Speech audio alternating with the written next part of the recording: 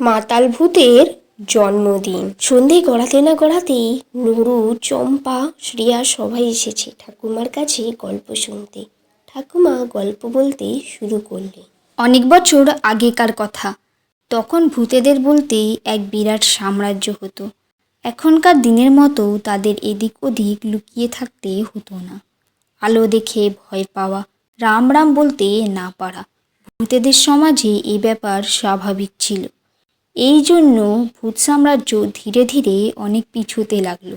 কিন্তু মাতাল যে অন্য রকম। ভূতেদের মধ্যে জন্ম, তাদের মধ্যে বেড়ে উঠেও সে যে কিভাবে এত অদ্ভুত হয়ে গেল তা কেউ বুঝতে পারল না। মাতাল যখন ৭০ অমাবস্যায় পা দিয়েছে তখন তার জন্মদিন পালন করা হচ্ছিল।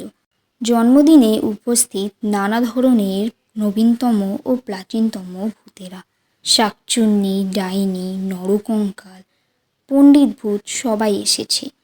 কালো কুচকুচে কেক কেটে তার জন্মদিন পালন করা হচ্ছে। সকলে পচা মাছ খাচ্ছিল। তখনই ঘটল এক আজব কাণ্ড। মাতাল তখন কোত্থেকে যে একটা দেশলাই এনে ফস করে এক গোছা পাটকাঠিতে আগুন ধরিয়ে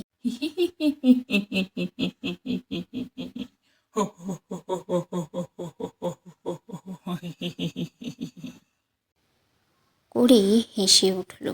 কিরে যে দাঁত কপালটি লেগে গেল। শাকচুন্নি বলে উঠল, বাপ রে বাপ, ভীষণ কাণ্ড, জন্মেও এরকম দেখিনি। তখন মাতাল যে এক দারুণ প্রগতিশীল ভূত তা প্রমাণ করার জন্য বলে উঠল, রাম রাম রাম রাম রাম রাম। ব্যাস, সাংঘাতিক কথা। অনেক ভূতেই আজকাল লুকিয়ে লুকিয়ে আগুন জ্বালায়। তাছাড়া আধুনিক ভূতেরা বলে আগুন জ্বালিয়ে তাতে মাছ পুড়িয়ে খেতে তো কোনো আপত্তি নেই। তাহলে একটুখানি দেশলাই জ্বালালেই কিসের আপত্তি? মাতালের জন্মদিনে উপস্থিত প্রাচীনতম ভূতেরা প্রতিবাদে স্থান ত্যাগ করলেন। একজন পণ্ডিত ভূত বলে উঠল, কালে কালে যে আর কত দেখব, কে জানে। ডাইনি বলল, এর কিন্তু ব্যবস্থা হওয়া দরকার। মাতাল তার উত্তরে বলল, আলো যে ভূতেদের পক্ষে খারাপ আগে তার প্রমাণ হোক। তাছাড়া নাকি সুরে কথা বলা আমাদের পক্ষে অবশ্য কর্তব্য কিনা সেটারও একটা ফ্যাসলা হওয়া দরকার। পরীক্ষা করে দেখা গেছে পরিমিতভাবে আলো ব্যবহার ও আলো গায়ে লাগানো স্বাস্থ্যের পক্ষে ভালো। আর নাকি সুরে কথা বলার কোনো দরকার নেই। কয়েক হাজার অমাবস্যার আগে প্রাচীনকালে ভূতেদের রাজার সর্দি ছিল। তিনি নাকি সুরে কথা বলতেন বলেই সকলে তাকে নকল করত। নাকি সুরে কথা বলা স্বাভাবিক নয়। কিন্তু এসব কথা কে শোনে? ভূতেদের সমাজ যে বড়ই কড়া। তারা এসব তর্কে বিতর্কে যোগ দিল না। তারা একদিন হঠাৎ ঘোষণা করলো মাতালকে একগাছি করা হলো।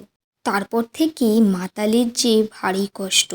বাগানের এক কোণে একটা বটগাছে তাকে বসিয়ে দেয়া হয়েছে। চারিদিকে সবসময় পাহারা দেওয়া হয়েছে যাতে সে কোথাও পালিয়ে যেতে না পারে। এখন যদি মাতাল বলে তার ভুল হয়েছে তবেই সে এখান থেকে মুক্তি পাবে। মাতালকে অনেক বোঝানো হয়েছে কিন্তু তার একই কথা, রাম রাম বলা কোনো অন্যায় নয়, নাকি সুরে কথা বলাও নয়। আর আলো, আলো কি খারাপ? তোমরাই বলো।